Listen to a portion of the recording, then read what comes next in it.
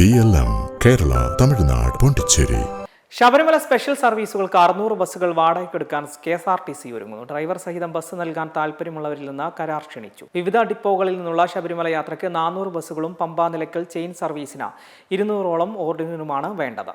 സ്വകാര്യ ബസ്സുടമകൾക്കും കൂട്ടായ്മകൾക്കും ടെൻഡറിൽ പങ്കെടുക്കാം. കുറഞ്ഞത് 5 ബസ്സെങ്കിലും വേണം. പ്രിയദർശിനി പദ്ധതി വന്നതോടെ തിരിച്ചടി നേരിട്ട സ്വകാര്യ ബസ്സുകൾക്കും പങ്കെടുക്കാനാകും. 8 വർഷത്തിൽ താഴെ പഴക്കമുള്ള ബസ്സുകൾ സ്വീകരിക്കും. മണ്ഡലകാല മകരവിളക്ക് കാലത്തേക്കാണ് കരാർ. വേണമെങ്കിൽ 1 വർഷത്തേക്ക് നീട്ടും. 400 ബസ്സുകൾ മറ്റു ഡിപ്പോകളിൽ നിന്നുള്ള ദീർഘദൂര സർവീസുകളാണ്. ബസ്സുകളിൽ KSRTCയുടെ എംബ്ലം പതിപ്പിക്കും. 63 ആഡംബര ബസ്സുകളും വാടകയ്ക്ക് വേണം. ഇതിൽ 42 എണ്ണം സ്ലീപ്പർ, സെമി സ്ലീപ്പർ വിഭാഗത്തിൽപ്പെട്ടവയാണ്. അന്തർസംസ്ഥാന പാതയിലേക്ക് AC ബസ്സുകളാണ് വേണ്ടത്. നിലവിലുള്ള 10 പ്രീമിയം സൂപ്പർ ഫാസ്റ്റുകളിൽ പരീക്ഷണാടിസ്ഥാനത്തിൽ AC ഘടിപ്പിക്കും.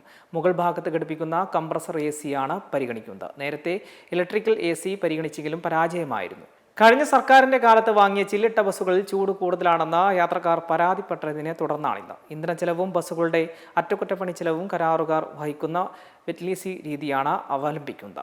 കിലോമീറ്റർ അടിസ്ഥാനത്തിലായാണ് പ്രതിഫലം. കണ്ടക്ടറെ KSRTC നിയോഗിക്കും. അതേസമയം വാടക ബസ് ഇടപാടിൽ കൈപ്പൊള്ളിയ അനുഭവവും KSRTCക്കുണ്ട്. ഒന്നാം പിണറായി സർക്കാരിന്റെ കാലത്ത് മുംബൈ കമ്പനിയായ മഹാ വോയോജിൽ നിന്ന് 10 സ്കാനിയ വാടകയ്ക്കെടുത്തിരുന്നു. ഇടപാട് നഷ്ടമായിരുന്നുവെന്നാണ് വിലയിരുത്തൽ. ഓടുന്ന 4600 ബസ്സുകളിൽ പകുതിയോളം കാലഹരണപ്പെട്ടതോടെയാണ് വാടക ബസ്സിലേക്ക് നീങ്ങാൻ KSRTC തീരുമാനിച്ചത്. 2080 ബസ്സുകളിൽ 15 വർഷം കഴിഞ്ഞവയാണ്. ശേഷിക്കുന്നവയിൽ ഭൂരിഭാഗവും 12 വർഷത്തിന്മേൽ പഴക്കമുള്ളവയുമാണ്. കഴിഞ്ഞ 10 വർഷത്തിനിടെ 787 ബസ്സുകൾ മാത്രമാണ് വാങ്ങിയത്. സർക്കാർ പ്രഖ്യാപിച്ചുള്ള ധനസഹായമായ 800 കോടി രൂപ പ്രിയദർശിനി പദ്ധതിയുടെ നഷ്ടം നികത്താൻ മാത്രമേ തികയുകയുള്ളൂ. കാലാവധി കഴിഞ്ഞ ബസ്സുകൾ സംസ്ഥാന സർക്കാരിന്റെ പ്രത്യേക ഉത്തരവിലാണ് ഓടിക്കുന്നത്. ഇത് കേന്ദ്ര നിയമത്തിനെതിരെയാണ്. ഹൈദർ ട്രിബ്യൂണലിന്റെ പരിഗണനയിൽ വിഷയം എത്തിയ സ്ഥിതിക്ക് ഏറെ വൈകാതെ പഴയ ബസ്സുകളുടെ ഉപയോഗം തടയപ്പെടാൻ സാധ്യതയുമുണ്ട്. ഈ തിരിച്ചടി ഒഴിവാക്കാനാണ് വാടക ബസ്സുകളിലേക്ക് നീങ്ങുന്നത്.